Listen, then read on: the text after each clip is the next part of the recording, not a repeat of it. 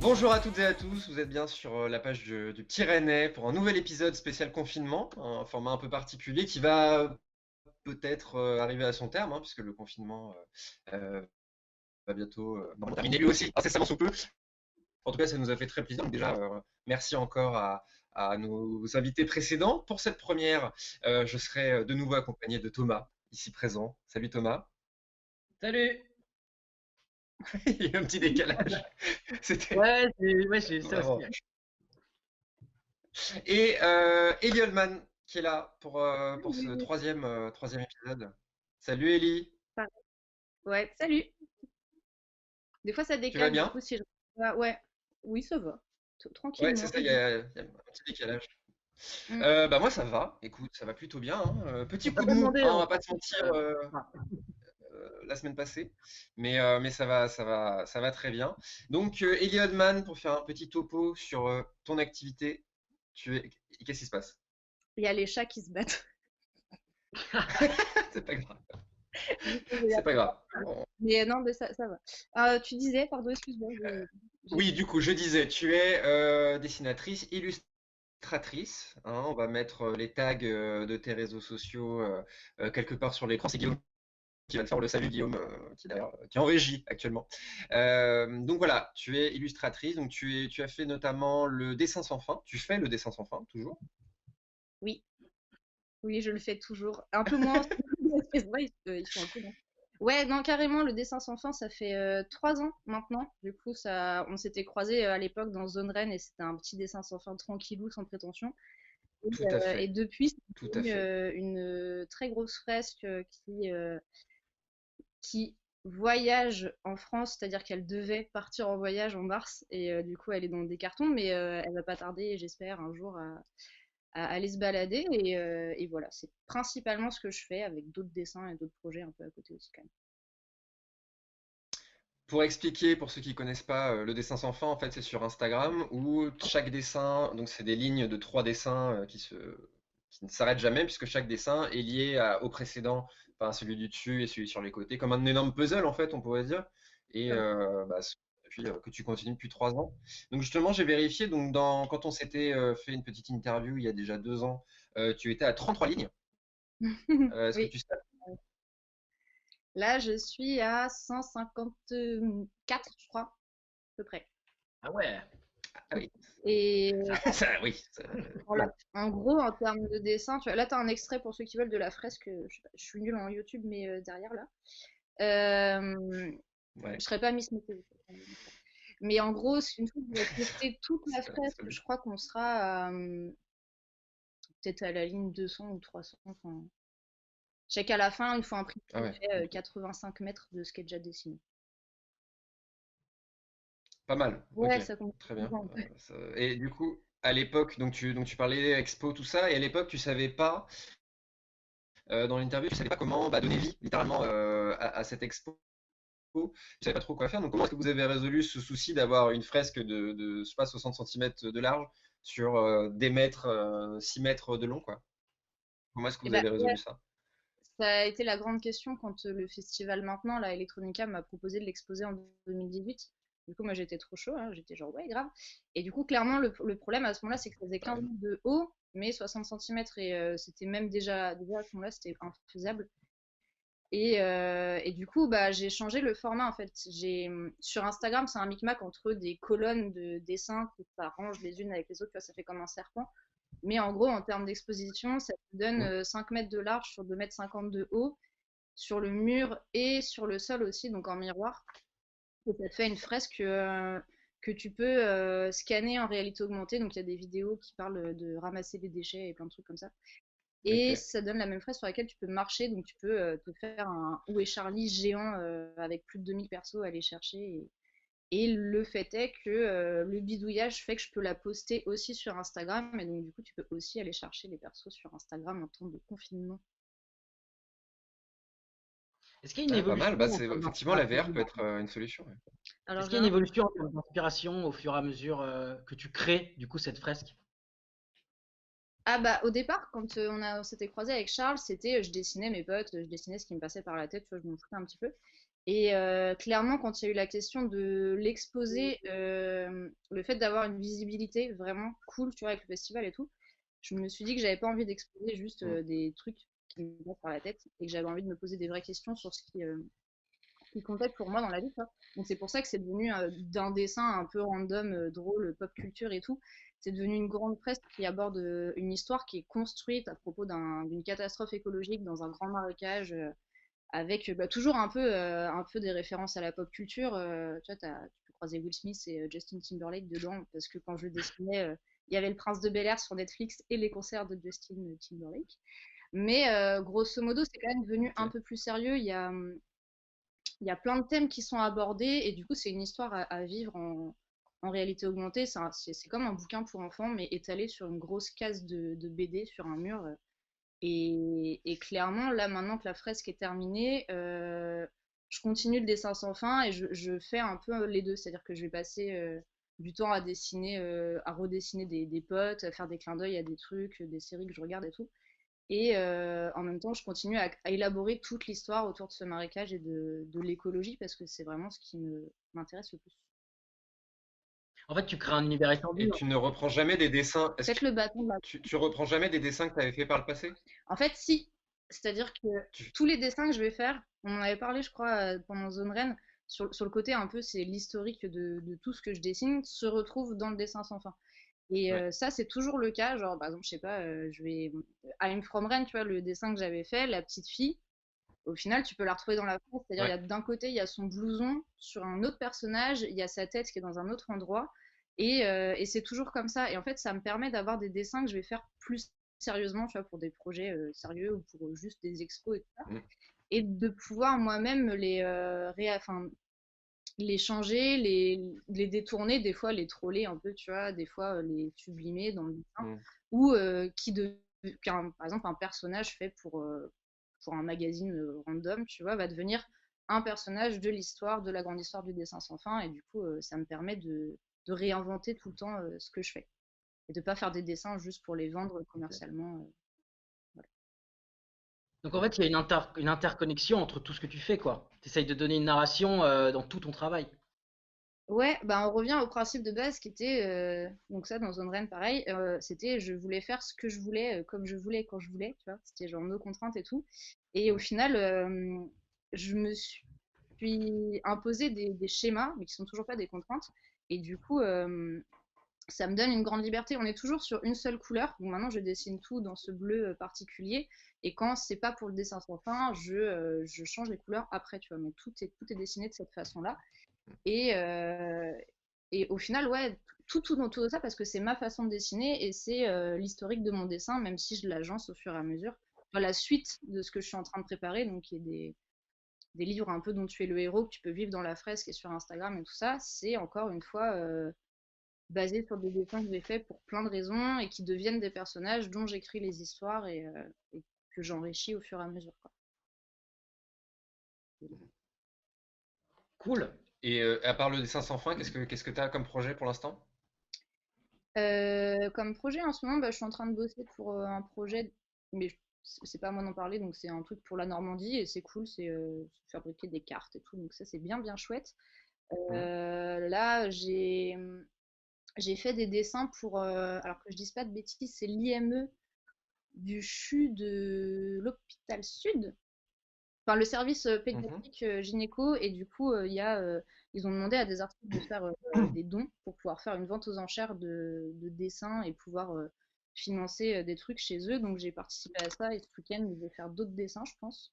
Il y a pas mal de petites choses comme ça. Je suis en train de voir pour aider une entreprise que je connais à faire des dessins de fruits et légumes moches. Parce que justement, en ce moment, les réseaux de production de Ouais. fruits et légumes, en fait, c'est vraiment important et ça, entre guillemets, devient plus facile avec le coronavirus d'acheter à côté de chez soi plutôt que d'aller acheter des trucs qui viennent de perpète. Et donc, il y a vraiment ce côté-là qui se développe sur les fruits et légumes moches. Donc, moi, ça m'intéresse de participer à ça. Et en termes de Mm. projets sérieux, enfin sérieux pour juste moi, tu vois, il y a Mm. ce projet de créer la suite de la grande histoire du dessin sans fin et de travailler sur des histoires centré sur un problème écologique particulier. Tu vois, l'idée, ce serait de faire plusieurs chapitres et que ce soit dans le mode livre dont tu es le héros, mais détourné en application et détourné en exposition. Ce qui fait que du coup, tu pourrais, avec la réalité augmentée, encore une fois, te balader sur la fresque et trouver les endroits où tu dois faire une action, aller faire choisir ce que tu veux faire, aller faire ça ailleurs et tout ça. En gros, l'idée du coup, ce serait de pouvoir avoir une création mixte en termes de médias, d'avoir à la fois un livre dont tu es le héros un peu classique, parce que moi j'aimerais bien retourner au papier, j'aimerais bien retourner à ce qui me faisait kiffer quand j'étais petite, et le numérique c'est cool, mais ça nous pète les yeux et c'est pas forcément que bon pour le cerveau. Et du coup, avoir cette interaction entre le papier, la fresque en termes d'exposition, le compte Instagram et la réalité augmentée. Donc pour l'instant, ça ne va pas beaucoup vous parler, mais dans ma tête, c'est assez clair et ça commence vraiment à s'écrire. Et en termes de planning et de réalisation, bah, ça se décale beaucoup avec le coronavirus parce que du coup, mes expos ont été annulées ou reportées à 2021-2022. Donc l'argent que j'aurais gagné avec ça aussi. Du coup, Ok. l'argent m'aurait permis de manger et de financer ce projet-là. Moi, j'avais une question surtout en termes de, on va dire, de référence. C'est-à-dire que quel est un peu ton engrais d'inspiration en termes d'auteurs qui existent déjà, qui t'ont donné envie de faire ce que tu fais? Que ce soit sur les thèmes de l'écologie ou juste sur ton dessin, sur la forme.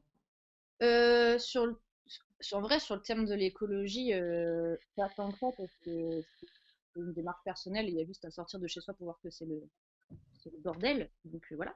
Mais par contre, en termes de création et de dessin, moi j'ai grandi avec les albums de Albert Dubou. Je sais pas si vous connaissez. C'est un mec qui Non. dessinait avec énormément de détails partout. Et donc c'était des fois pas trop pour enfants, mais je savais pas moi quand j'étais petite. Et ça, non, des fois il y avait des trucs avec des toreros, des meufs à poil. Enfin, c'était un peu n'importe. Et bah, j'ai grandi avec les Shadok, tu vois, encore une fois, un truc complètement décalé avec des dessins et tout ça. Avec Où est Charlie, du coup, le fameux.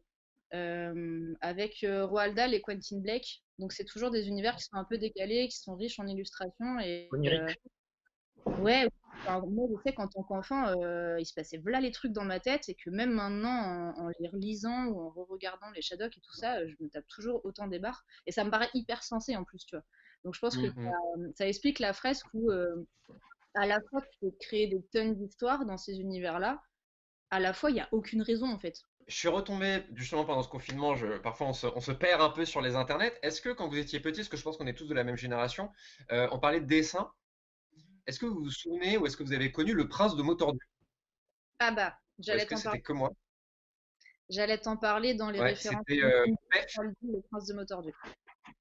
Grave. C'est ouais, quoi? c'est Moi, je ça, connais pas hein. du Mais tout. parce que c'est pas un truc.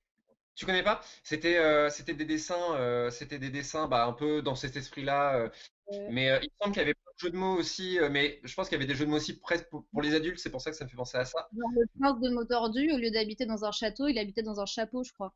Tu vois, c'est toujours joué sur une Ouais, c'est lettre ça. qui bug un peu, ce qui fait que ça te donne des trucs. Quand t'es petit, c'est marrant parce que le prince, normalement, il habite pas dans un chapeau. Mm. Et quand t'es adulte, je crois qu'il y avait un peu une deuxième lecture. Et moi, j'aime bien bosser sur les deuxièmes lectures, tu vois, genre L'infâme fils de prince, quand je fais de la Ouais. médiation avec les enfants, c'est un prince. Infâme, il voit à peu près ce que c'est, on leur explique et tout. Et il n'y a pas cette notion que quand tu dis infâme fils de prince, vous avez en tant qu'adulte, tu vois, pour les enfants. Ouais, c'est clair. Du coup, Donc c'est ces trucs-là qui t'ont nourri, ouais. Ok. et bah, sache que Hmm. l'infâme fils de prince, au départ, j'avais même pas fait exprès. Mais je pense que c'était tellement ancré en moi, tu vois, le fait que. Enfin, il y a plusieurs fois en faisant la fresque au fur et à mesure, et surtout quand j'ai préparé le TEDx et que j'en ai parlé, je me suis dit non, mais je vais peut-être aller un peu loin, tu vois, parce que les gens d'office, ils ont pensé à ça, et moi j'étais ah, mais ouais, mais en fait, ça a trop du sens parce qu'il est vraiment comme ça, mais juste, j'ai pas fait exprès, quoi. Mm. Parce que Ouais, mais est-ce que c'est pas inconsciemment La quelque part? Ah, si, je pense que dans le fond, magie Tu de la vois? création. je Bah pense ouais, que c'est ça. dans ma tête, tous les dirigeants qui font des catastrophes écolo, qui enferment les gens dans des bocaux et qui font une espèce de dictature géante sur un marécage, que des infâmes fils de prince. Oui. En gros.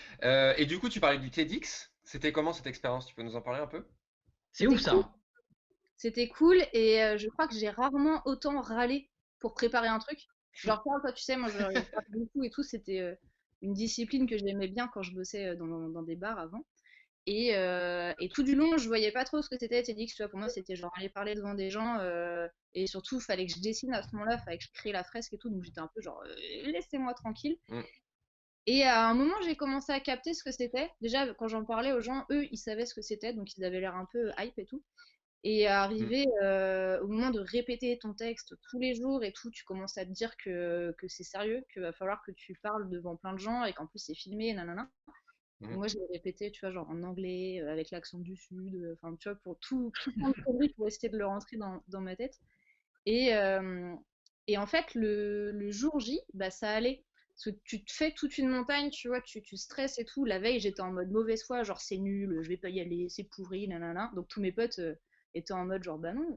Puis à un moment, ils ont compris qu'il fallait y aller à fond dans la mauvaise foi avec moi et ça m'a Mm. détruit.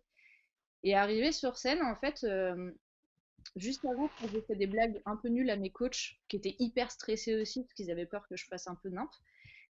Et arrivé sur la scène, en fait, ça allait. Parce que déjà, Ok. t'arrives, tu te prends une lumière en pleine tête, tu vois rien du tout. Moi, je crois que j'ai fait bonjour, en mode salut. Et après, en fait, j'avais réfléchi, je m'étais dit que ça se passait quand même à domicile, tu vois. Pour moi, j'étais à Rennes. Dans la salle, il y avait plein de gens que je connaissais, ou plein de gens qui connaissaient un peu mon taf, ou plein de gens que j'avais déjà servi dans les bars où j'ai bossé pendant des années, tu vois. Donc, je m'étais Ok. dit, si je suis moi comme d'habitude et que je force pas à essayer d'être sérieuse ou à essayer d'être tu sais, bien rangée, machin, bah en fait, les gens en face, ils vont avoir la même personne qu'ils vont croiser dans la ville. Et du coup, ça m'a vachement aidée et je me suis dit, c'est comme si j'étais au bar et que le soir, je disais, bon, bah, du coup, on va ranger la terrasse, salut, bonne soirée. Même façon de parler, et au final, ça l'a fait. T'as pas une structure Non, non, mais prédéfinie à respecter quand tu fais une conférence TEDx? Genre, ils te disent, voilà, vous avez 10 minutes, vous devez parler de ça, de cette façon. Si, si. C'est un Alors, peu du la coup, critique qu'on entend des je crois fois. qu'ils se sont heurtés à un truc, parce que vu que moi, j'étais dans la case artistique, tout ça, c'était pas les gros pavés dans la mare, tu vois. Comme par exemple SOS Méditerranée, qui était beaucoup plus émouvant et que tu t'en prenais plein et que tu réfléchissais beaucoup après. En gros, moi je crois qu'au début, ils étaient partis sur fallait que je parle 6 minutes, sauf qu'ils me connaissaient pas et moi je parle beaucoup. Du coup, ça n'a pas marché 6 minutes. Et je sais plus, je crois qu'il fait 10-11 minutes et le mien. Et si tu es censé rester au milieu d'un rond rouge, donc moi j'ai pas fait, j'ai fait que des allers-retours, ce qui fait que le mec il filmait, il était ouf. T'es censé je sais plus, il y a des trucs que j'ai un peu foiré, mais en même temps, encore une fois, je trouvais des fois que le format TEDx, il était vachement ampoulé, sérieux, tu sais, genre les pages Hmm. sur Facebook et que t'es. Trop formel, quoi. Et en fait, on t'apprend aussi un peu à parler, tu vois, tu répètes tellement ton texte que des fois, j'avais l'impression que tu le vis plus. Et plus le stress ou t'essaies de pas oublier ton truc, ça fait que. Moi, j'aime bien, tu sais, quand t'as l'impression que les gens, c'est comme s'ils étaient en train de boire une bière avec toi, tu vois. Ouais, que c'est Et tes potes, quoi. ouais. bah, c'est ça, c'est qu'en fait, moi, je sais que je vais plus me concentrer quand les gens ils parlent normalement que quand j'écoute un discours hyper sérieux où du coup je suis en mode boring. Même si le sujet est intéressant, je m'endors, tu vois. Après, c'est personnel. Et tu vois, par exemple, moi, j'ai oublié un bout de mon texte en plein milieu. Et en fait, normalement, tu es censé avoir ton coach qui te souffle. Donc moi, au début, je t'ai filé une oreillette parce que si t'es à l'autre bout de la scène, je vais te faire quoi? J'entends pas, parle plus fort. Donc au final, je l'ai pas fait. Et je crois le moment que j'ai oublié, c'est quand je disais, en plus, ça faisait un peu tâche dans ma tête, je me suis dit, vas-y, c'est foutu. C'est le moment où je disais, genre, et là, j'ai réfléchi au sens que je voulais mettre dans la fresque. Et après, rien. Et là, plus rien, suspense. Et c'est con Mm. parce que je venais juste de dire, j'ai réfléchi et tout. Et du coup, ça a fait, tu sais, Mm. genre, tu sais, l'encéphalogramme plat, là, dans les télé. Ouais, le blackout, ouais. Et du coup, je me suis dit, genre, bah, j'ai réfléchi, voilà, mais là, je sais pas. Et après, c'est revenu et j'ai fait genre, ah yes. Et dans ma tête, ça a duré longtemps. Et en fait, sur la vidéo, ça dure 2 secondes, 3 secondes, tu vois. Mais, Mm. Ça donne presque un côté réel, quoi. Ça fait avec grave, vraiment comme si un côté mise en scène, quoi. je crois que tu vois que je regarde mon coach et en fait vu que c'était une phrase que j'avais jamais oubliée parce que c'était pas celle-là que j'oubliais d'habitude, lui il était pas du tout sur les feuilles, il était genre merde, attends et là j'étais genre oh. Je me suis marrée, j'ai fait t'es encore pire que moi sur ce soir, on est deux. Et à la fin tu vois j'ai passé 5 mois à leur faire croire que j'allais partir en faisant un gros dab parce que tu vois genre je peux pas de les faire chier en mode genre je suis l'enfant casse-pied, j'ai les cheveux roses, je m'en fous, je fais des dessins, tu vois. Donc je leur ai dit tout du long, je vais faire un dab et tout. Sauf qu'en fait, jamais, jamais j'aurais fait ça. Et sauf que eux, bah, ils étaient hyper motes et tout. Et je sais pas, une semaine avant, je leur dis, mais non, mais je les connais. Et du coup, ils étaient hyper déçus.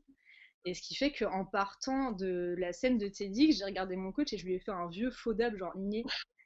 Et, Mm, et ils l'ont laissé dans la vidéo parce que je pense qu'ils avaient un peu envie de se venger en mode tu nous as saoulés. mm. Ouais. Mais je les ai fait, je Bonne les ai bière. fatigués, hein. Il y a des gens qui leur ont demandé Ok. s'ils avaient Bon, bah, bien vécu, tu vois, mais je leur faisais que des blagues parce que moi, j'arrivais pas à savoir ce que c'était. Ça me paraissait à la fois trop sérieux et en même temps pas sérieux, tu vois. ouais, bah ça se veut faussement informel, quoi. Tu vois, je sais pas si vous en avez vu pas mal des TEDx. Enfin, c'est vraiment des conférences hyper intéressantes, tu vois, mais c'est vrai que parfois il y a un côté très, Bah, c'est ça, ouais. voilà, voilà, Et ça va voilà comment il critiquer faut par faire. ça, ouais. Puis il y a aussi un C'est Et vraiment. paramètre. en plus, Au tout début, quand ils m'ont contacté, moi, clairement, tu vois, c'était pas très longtemps après Zone Ren, donc Zone Ren, c'était les débuts où on me demandait ce que je faisais et on s'intéressait à mon travail.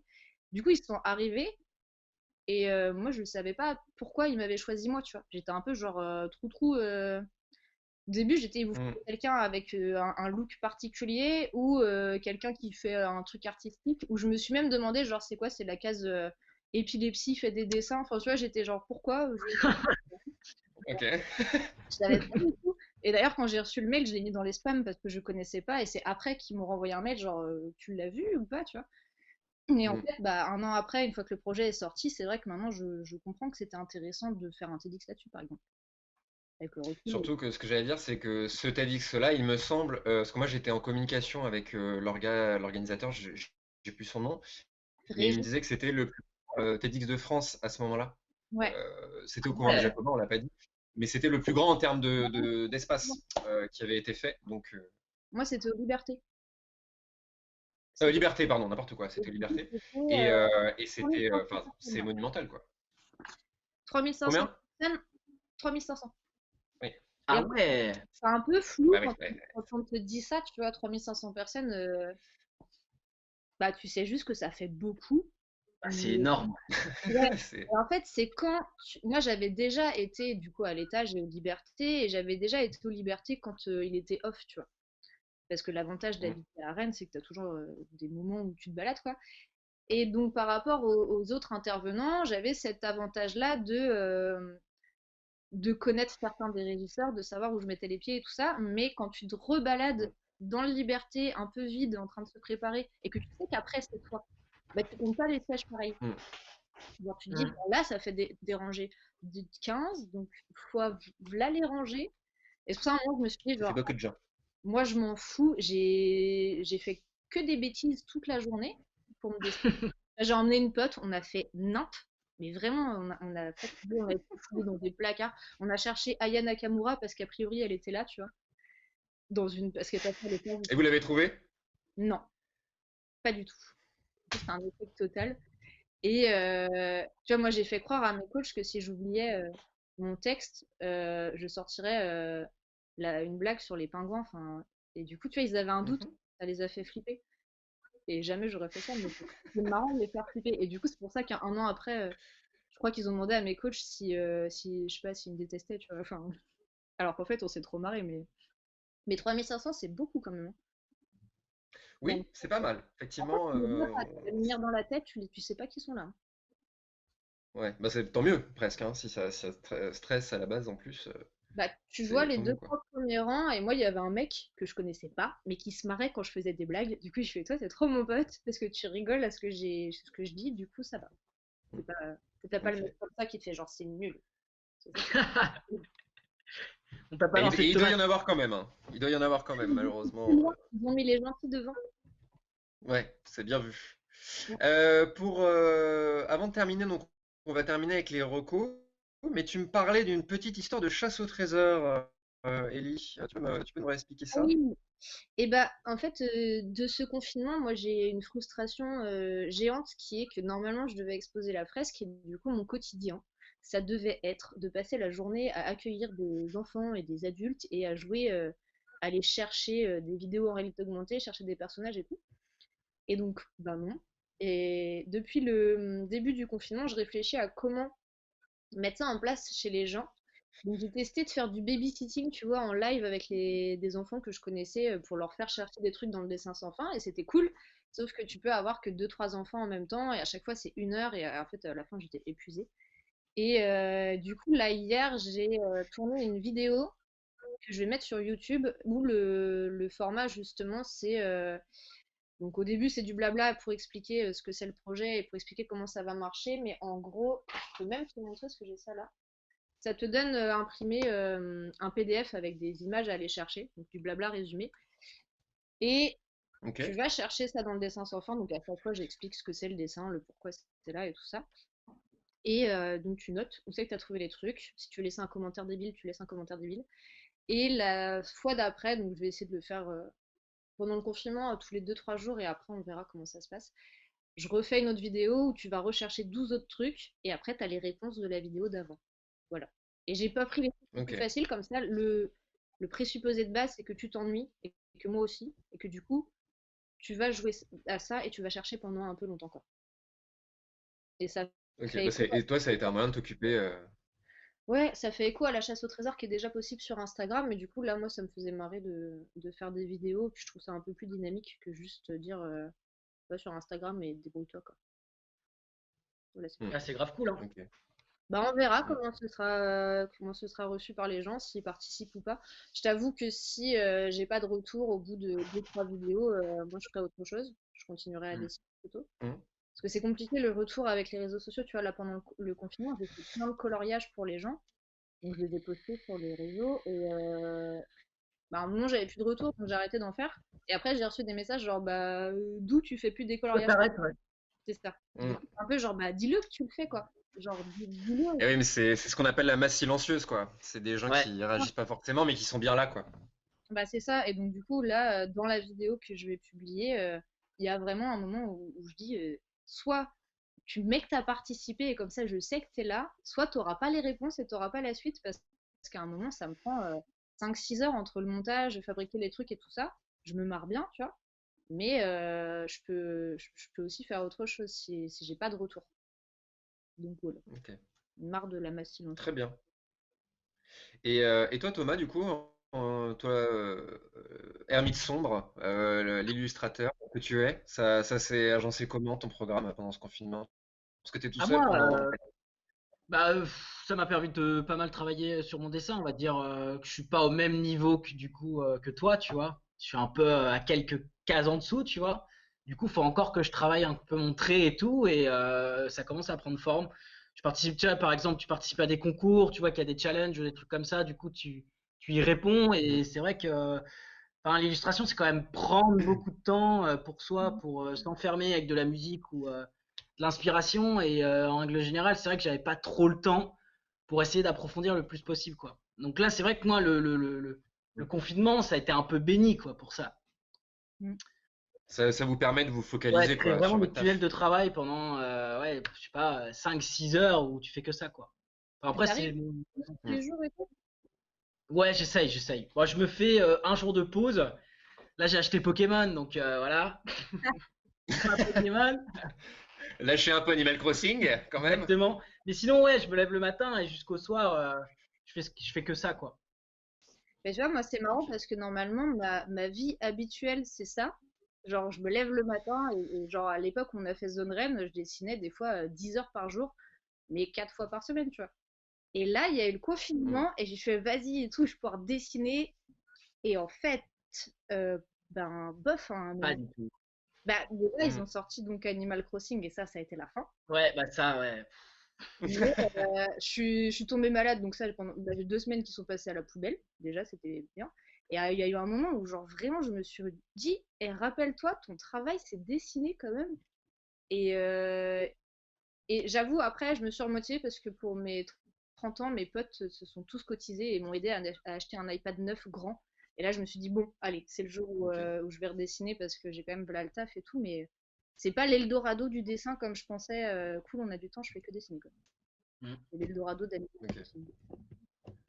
Mais parce que je pense que ça mettait une pression. Je pense qu'on est tous partis dans l'idée, ouais, je vais faire ça, je vais faire ça, je vais faire ça. Et le fait d'être quelque part obligé d'être plus productif que d'habitude, Bah en fait non quoi. Enfin, moi je suis pas du tout illustrateur ou quoi que ce soit, mais je me suis dit je vais faire des vidéos, je vais ranger mon grenier. J'ai rien fait. J'ai fait une Ouais, mais vidéo, faut fin. se ralentir, faut se ralentir. Je pense que c'est important aussi de se ralentir un Ah, en peu. fait, ça a pas de sens de se l'imposer en fait. Si tu te l'imposes pas en temps Exactement, ouais. normal, ça va plus te mettre le bordel dans la tête que vraiment Exactement, t'aider ouais. à être plus productif, je pense quoi. Donc Bah, moi, voilà, pas forcément meilleur. je voulais faire des toiles, parce que d'habitude, j'ai jamais le temps de peindre et pour ça, je dessine que en digital. Je voulais faire tous les challenges qui étaient cool là qu'ils ont fait, genre dessine ta pièce de confinement, des cadavres et tout ça. Et au final, ça m'a foutu une pression de ouf en mode genre, je suis illustratrice, faut que je fasse les challenges des illustrateurs. Et tu sais, Mm. comme le Inktober où tous les ans tu te dis, allez, cette année je le fais de ouf. Ouais. Et en fait, t'as juste l'impression d'être une grosse merde parce que t'as fait 4 dessins et qu'en fait, non. Et du coup, je me suis rappelé qu'à la base, ben, ça me permettait surtout de peaufiner le dessin sans fin, de bosser sur des trucs et que je me suis aussi dit, un peu peut-être égoïstement, tu vois, que l'année dernière, j'ai fait absolument que taffer. Genre de novembre 2018 à décembre, là, j'ai pas arrêté de taffer. Du coup, je me suis dit, bah, peut-être que je vais faire un peu une petite pause aussi pour m'éloigner du dessin, apprendre à réutiliser mes yeux avec des vrais trucs de la vraie vie. Et là, Animal Crossing est arrivé, donc ça n'a pas marché. Euh, C'est la vraie vie, Animal Crossing. Ouais, mais Tom par Nook a dit non. contre, je sais pas toi, mais enfin, je sais pas vous avec Pokémon Animal Crossing, mais j'ai les yeux éclatés. Ouais, ça éclate de ouf, hein. Normalement, j'ai des Ah lunettes non, moi et je joue pas. Je me fais pas des sessions super longues d'Animal Crossing. C'est plus. Ah ouais? Je vais faire ma petite routine et puis je joue 1 heure maxi, tu vois, d'affilée et puis après je lâche quoi. Conséquence, je me code ami Charles pour que tu viennes sur mon île et que j'aille sur les. Oui, très bien. Très bien, je t'enverrai mon code, mon dodo code si tu veux. Mon dodo code. Non, mais Euh, je vous propose qu'on termine avec des petites recommandations, comme on fait à chaque épisode. Je sais pas si vous avez quelque chose en tête, si vous avez trouvé des petites choses Ouais, à comment recommander, comment bah, que ce faire soit toi, pour Karl? occuper. Ok. T'as Moi réfléchi, j'ai toi? quoi? Pardon? moi, quand vous T'as parlez, réfléchi, toi? Genre, tu t'étais J'ai mis une vidéo, déjà chacun, une vidéo que elle est pas je devais voir depuis longtemps Pardon? Je n'entends pas quand vous parlez. Je Mais non, reprends. vas-y, dis, Une vidéo. dis-toi. Je n'entends pas vous parler en même temps.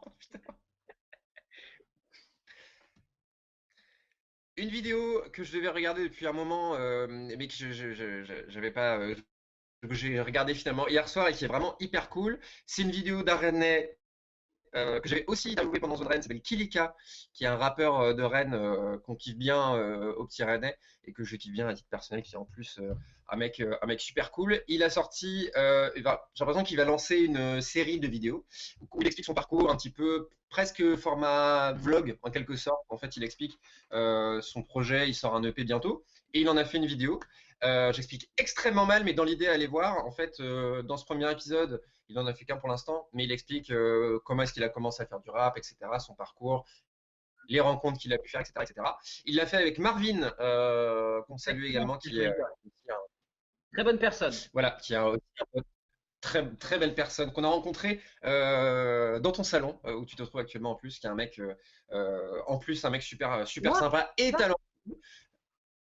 Donc, non, Marvin. Donc voilà, allez checker ça. On va vous mettre le lien de la vidéo normalement dans la description de cette vidéo que vous êtes en train de regarder. Et vous, qu'est-ce que vous avez à proposer? vas-y. Moi? Bah, moi, j'ai maté un truc là, il y a pas longtemps, qui s'appelle Midnight Gospel. C'est un ovni. C'est par les mecs qui ont fait Adventure Time. Et en fait, c'est des podcasts Ok, animés et ça parle en fait de l'acceptation de la mort, de la métaphysique de Dieu, des trucs comme ça, des sujets qui sont quand même très très spirituels et très abstraits. Et c'est une expérience en fait. C'est vraiment des expériences chaque épisode et vraiment très différent et surtout ça change de l'habitude de ce qu'on peut voir. C'est un peu dans le style un peu Rick et Morty en termes d'animation et tout, mais ouais, il n'y a pas de structure narrative, ça part dans tous les sens et je le conseille vraiment à toute personne qui veut vivre une expérience auditive et picturale. ok, Et bah, moi, cool. Bah pareil, on va vous mettre le lien. je suis partie dans l'autre sens, c'est-à-dire que je me refais les vieux films. j'ai décidé de me refaire les films un peu, tu sais, les films doudou que tu connais déjà bien et que t'aimes bien. Donc là, je me suis refait tous les Seigneurs des Anneaux, qui est un univers que j'aime beaucoup.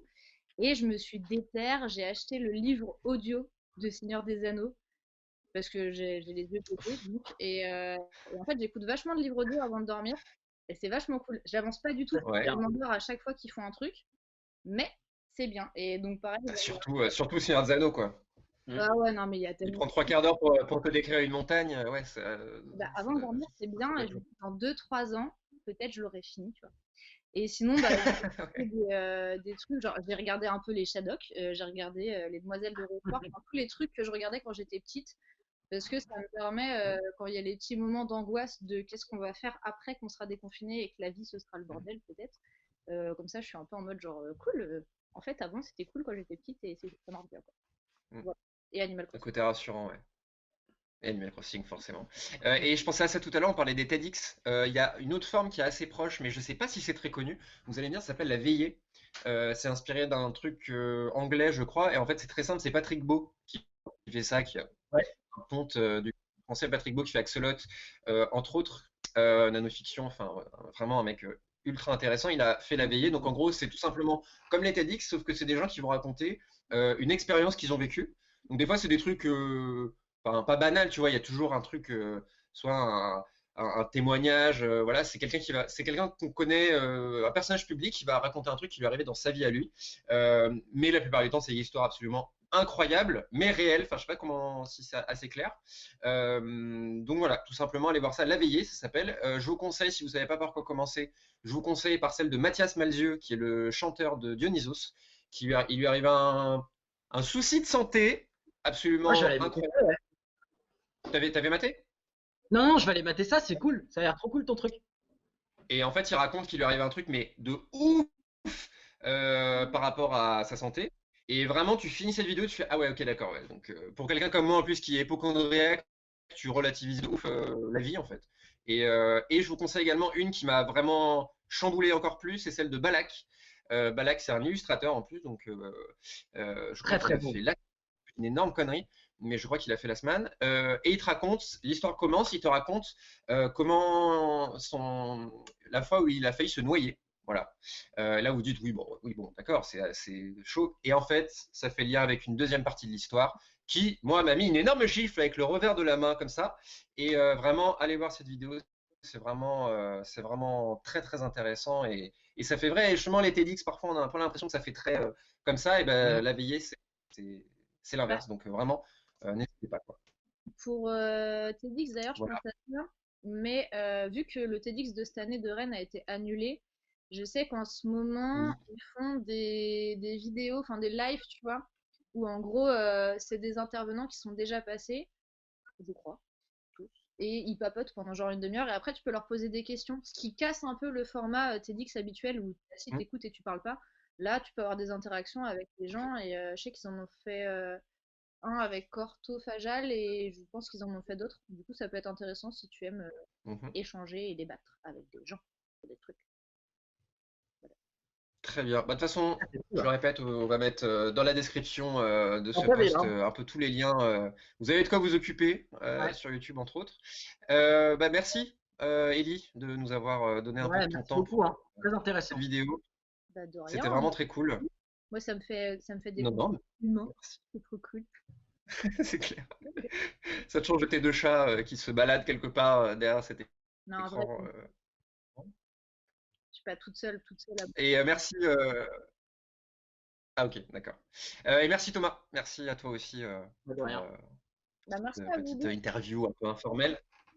Mais c'était un plaisir. On vous donne rendez-vous très prochainement.